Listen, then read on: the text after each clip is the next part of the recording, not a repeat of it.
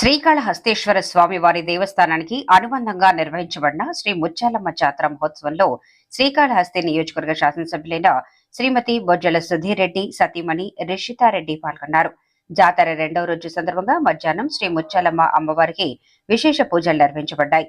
ఈ సందర్భంగా ఎమ్మెల్యే సతీమణి రిషితారెడ్డి అమ్మవారిని దర్శించుకుని ప్రత్యేక పూజలు చేశారు. ఈ కార్యక్రమంలో స్థానిక ప్రజలు, భక్తులు పెద్ద సంఖ్యలో పాల్గొని అమ్మవారి ఆశీస్సులు పొందారు. జాతర సందర్భంగా ఆలయ ప్రాంగణం భక్తులతో కిటకిటలాడింది.